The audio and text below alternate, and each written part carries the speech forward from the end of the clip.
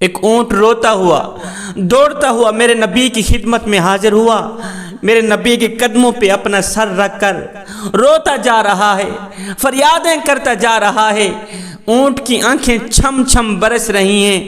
میرے نبی نے فرمایا، اونٹ کیوں رو رہا ہے؟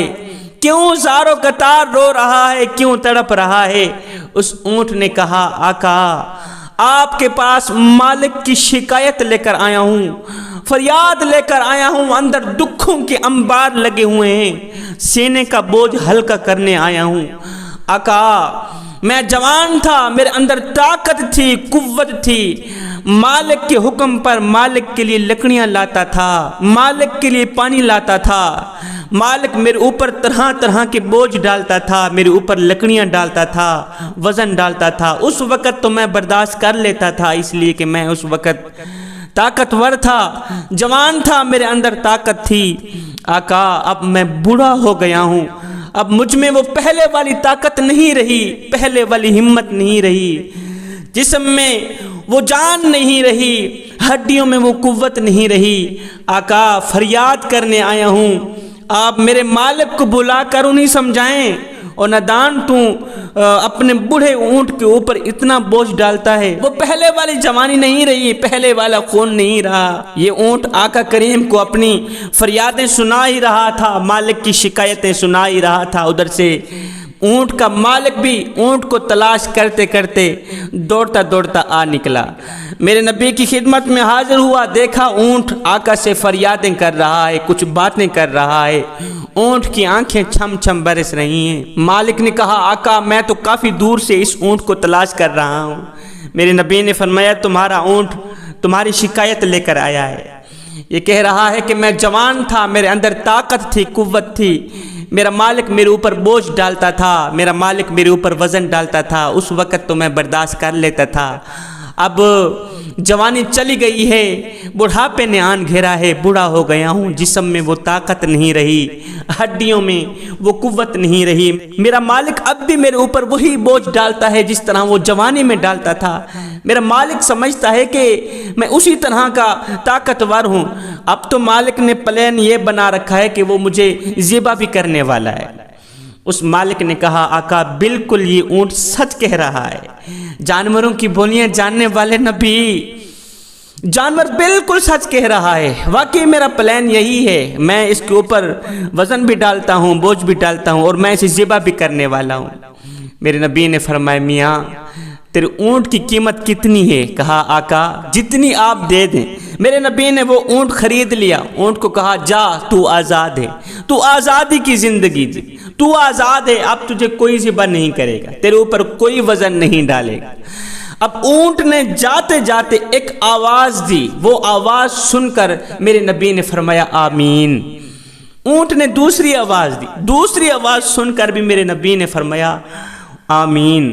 تیسری آواز پر چوتھی آواز سنتے ہی میرے نبی نے فرمایا، آمین آمین کہتے ہوئے میرے نبی زارو قطار رونے لگے، میرے کریم آقا کی آنکھیں چھم چھم برسنے لگی۔ صحابہ کرام نے پوچھا، آقا آج تو ہم کچھ عجیب ہی منظر دیکھ رہے ہیں، اے جانوروں کی بولیاں جاننے والے نبی، اتنا تو بتا دیں کہ جانور نے آپ کو کیا کہا ہے، اونٹ نے آپ کو کیا کہا ہے کہ آپ زارو قطار رو رہے ہیں؟ میرے نبی نے فرمایا، جب میں نے اونٹ کو آزاد کیا، جا آزادی کی زندگی دی، جب میں نے اونٹ کو آزاد کیا تو اونٹ نے جاتے جاتے مجھے 4 دعائیں دی۔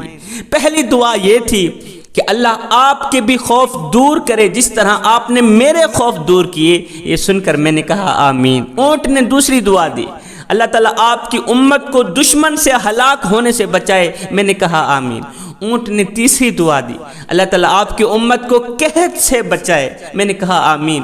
اونٹ نے چوتھی دعا دی، میں آمین کہتے ہوئے رو پڑا۔ اونٹ نے کہا، اللہ تعالیٰ آپ کی امت کو ایک دوسرے سے جوڑے رکھے، اللہ تعالیٰ آپ کی امت کو ایک دوسرے سے جوڑے رکھے، وابستہ رکھے۔ یہ سنتے ہی مجھے معراج کا وہ منظر یاد آ گیا، میرے اللہ کا وہ فرمان یاد آ گیا۔ صحابہ جب میں معراج پر گیا، میرے اللہ نے مجھے فرمایا، اے میرے حبیب آپ کی امت میں اختلافات پائے جائیں گے، آپ کی امت میں لوگ ایک دوسرے کا دل جوڑیں گے نہیں توڑیں گے، جوڑنے والے کم ہوں گے، توڑنے والے زیادہ ہوں گے۔ جو توڑنے والے ہوں گے وہ تو جہنم میں جائیں گے، اور جو جوڑنے والے ہوں گے، جو لاکھوں میں سے ایک ہوں گے، وہ جنت میں جائیں گے۔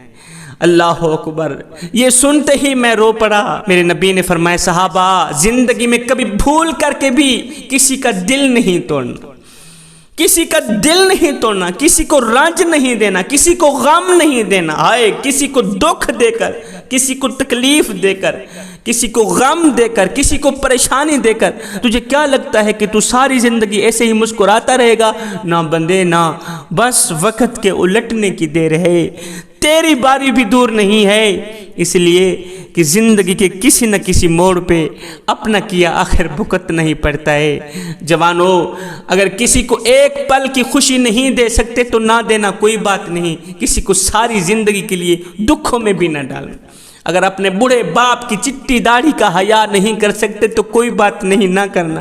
خدا را، بوڑھے باپ کو بے عزت بھی نہ کرنا، بوڑھے باپ کو ذلیل بھی نہ کرنا۔ بوڑھے باپ کی، بوڑھے والدین کی اگر خدمت نہیں کر سکتے تو کوئی بات نہیں، ان کا اللہ ہی وارث ہے۔ خدا را، بوڑھے والدین کو بے عزت نہ کرنا۔ زندگی میں کوئی ایسا کارنامہ سر انجام نہ دینا جس کی وجہ سے تمہارے بوڑھے والدین کی عزت کی پگڑی کسی کے پاؤں تلے نہ روندی جائے۔ میرے نبی نے فرمایا صحابہ، جو شخص صبح اٹھتے ہی ایک کام کر لے اس کے لیے جنت کے تمام دروازے کھول دیے جاتے ہیں۔ صحابہ نے پوچھا آقا، وہ بابرکت کام کون سا ہے جو شخص صبح اٹھتے ہی کر لے؟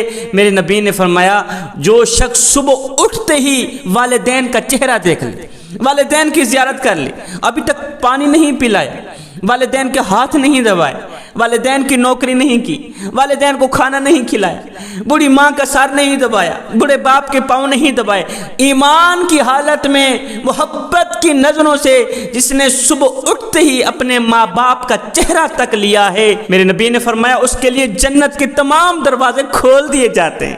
تو خدا را، کسی کا دل جوڑ نہیں سکتے تو توڑنے کی کوشش بھی نہ کیجیے گا۔ بوڑھے والدین کی خدمت نہیں کر سکتے، بوڑھے والدین کو عزت نہیں دے سکتے، تمہارا اپنا مقدر، خدا را اپنا نقصان نہ کیجیے گا، بوڑھے والدین کو بے عزت نہ کیجیے گا، بوڑھے والدین کا دل نہ توڑیے، نہ توڑیے۔ انشاءاللہ اللہ تعالیٰ تمہیں دنیا میں بھی کامیاب کرے، آخرت میں بھی کامیاب کرے۔ میں دعا کرتا ہوں مالک ہمیں حق سچ بولنے کی توفیق عطا فرما، مالک ہمیں بوڑھے والدین کی خدمت کرنے کی توفیق عطا فرما، بوڑھے والدین کی چٹی داڑھی کا حیا کرنے کی توفیق عطا فرما۔ مالک ہمیں نیک بنا دے، ہمیں ایک بنا دے، ہم سب کو وہ نیک کام کرا دے جس پر تو بھی راضی ہو جائے، تیرا میٹھا حبیب بھی راضی ہو جائے۔